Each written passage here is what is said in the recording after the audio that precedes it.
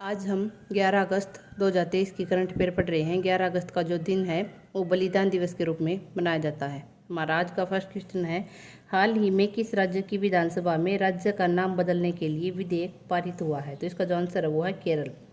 केरल राज्य की विधानसभा के अंदर केरल का नाम बदलकर केरलम करने का जो विधेयक है वो पारित किया गया है। और जो ये विधेयक है ये केरल राज्य के मुख्यमंत्री पिनराई विजयन ने पेश किया है, जिसमें कहा गया है कि केरल राज्य को मलयालम भाषा के अंदर केरलम कहा जाता है।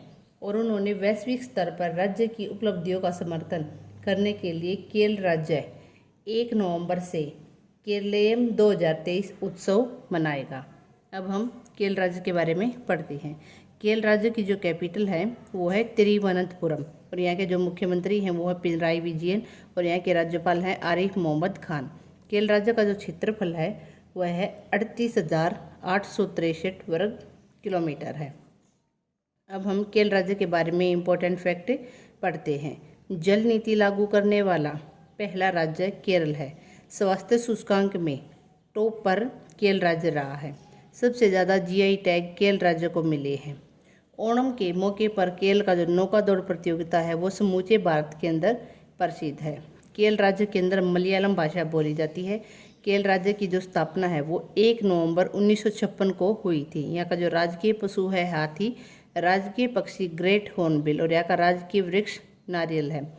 राजकीय फल कटहल है और केरल राज्य को मसालों का राज्य कहा जाता है। यहाँ का जो प्रमुख त्यौहार है वो ओणम है।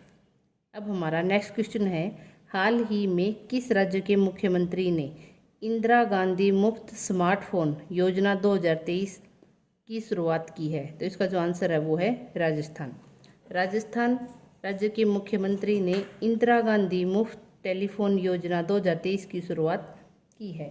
इस योजना के अंतर्गत वे आदमी इस योजना का लाभ उठा सकेंगे या तो वो सबसे पहले तो वो राजस्थान का नागरिक होना चाहिए, उसके परिवार में कोई सरकारी नौकरी नहीं होनी चाहिए और उसकी जो वार्षिक आय है वो 2.5 लाख रुपये से अधिक नहीं होनी चाहिए। इसके लिए उन्हें स्मार्टफोन दिए जाएंगे। उसके साथ ही उन्हें इंटरनेट व कॉलिंग की सुविधा भी फ्री दी जाएगी। अब हम राजस्थान के बारे में पढ़ते हैं। राजस्थान राज्य की जो कैपिटल है वो है जयपुर। यहाँ के जो मुख्यमंत्री हैं वो हैं अशोक गहलोत और यहाँ के राज्यपाल हैं कलराज मिश्रा। अब हम राजस्थान के बारे में इम्पोर्टेंट फैक्ट पढ़ते हैं। राजस्थान के डेगाना में लिथियम के भंडार मिले हैं। मनरेगा के तहत श्रम दिवस उत्पादन में राजस्थान शीर्ष पर रहा है। राजस्थान के जोधपुर शहर में 2 दिवसीय बाजरा महोत्सव मनाया गया है। दुनिया का तीसरा व भारत का दूसरा सबसे बड़ा क्रिकेट स्टेडियम राजस्थान के अंदर बनेगा। 30 मार्च को राजस्थान का स्थापना दिवस मनाया गया। भारत की पहली व्यवहार प्रयोगशाला जयपुर के अंदर स्थापित की जाएगी। अब हमारा नेक्स्ट क्वेश्चन है, हाल ही में किस राज्य में हाथियों की संख्या में रिकॉर्ड वृद्धि हुई है? तो इसका जो आंसर है वो है कर्नाटक। अभी हाल ही में कर्नाटक के अंदर हाथी जनगणना हुई है, जिसके अनुसार कर्नाटक में हाथियों की जो कुल संख्या है वो सबसे अधिक है। कर्नाटक में हाथियों की जो संख्या है वो 6,395 हो गई है, जो कि 2017 के अंदर 6,049 थी।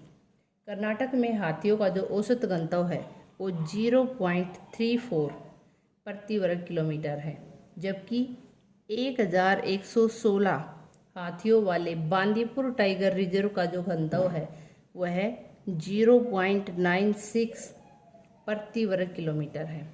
और जो विश्व हाथी दिवस है वो 12 अगस्त को मनाया जाता है। अब हम कर्नाटक राज्य के बारे में पढ़ते हैं। कर्नाटक राज्य की जो कैपिटल है वो है बेंगलुरु। कर्नाटक राज्य का जो गठन है वो 1 नवंबर 1956 को हुआ था। इसे प्राचीन काल में मैसूर के नाम से जाना जाता था। 1973 में इसका नाम कर्नाटक पड़ा था। यहाँ पर कन्नड़ भाषा बोली जाती है। और अभी हाल ही में यूटी खादर कर्नाटक विधानसभा के पहले मुस्लिम अध्यक्ष चुने गए हैं। अब हमारा नेक्स्ट क्वेश्चन है, हाल ही में कौन सी राज्य सरकार 1 नवंबर से राज्य भर में खेल महारण का आयोजन करेगी? तो इसका जो आंसर है वो है असम। असम जो राज्य सरकार है वो 1 नवंबर से राज्य के अंदर खेल महारण का आयोजन करेगी। जमीनी सतह पर खेल प्रतिभाओं को पहचानने के लिए असम सरकार इसका आयोजन करेगी। अब हम असम राज्य के बारे में पढ़ते हैं। असम की जो कैपिटल है वो है दिसपुर। यहाँ के जो राज्यपाल हैं वो है गुलाब चंद कटारिया और यहाँ के मुख्यमंत्री हैं हेमंत बिस्वा शर्मा। यहाँ का जो क्षेत्रफल है वो है 78,438 वर्ग किलोमीटर।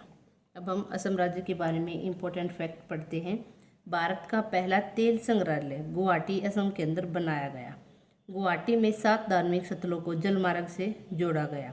भारतीय सेना ने असम के अंदर जल राहत अभ्यास का आयोजन किया है और असम के गुवाहाटी के अंदर पूर्वोत्तर का पहला एम्स स्थापित किया गया।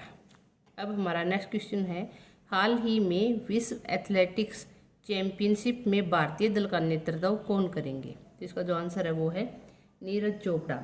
ओलंपिक गोल्ड मेडल विजेता नीरज चोपड़ा अभी हाल ही में हंगरी के अंदर आयोजित हंगरी के बुडापेस्ट में विश्व एथलेटिक चैंपियनशिप में भारतीय दल का नेतृत्व करेंगे। ये जो विश्व एथलेटिक चैंपियनशिप है ये 19 अगस्त से हंगरी के बुडापेस्ट में शुरू हो रही है और जो ये भारतीय दल जा रहा है इसके अंदर 28 सदस्य हैं। अब हम हंगरी के बारे में पढ़ते हैं। हंगरी देश की जो कैपिटल है वो है बुडापेस्ट और यहाँ की जो मुद्रा है वो है फोरेंट।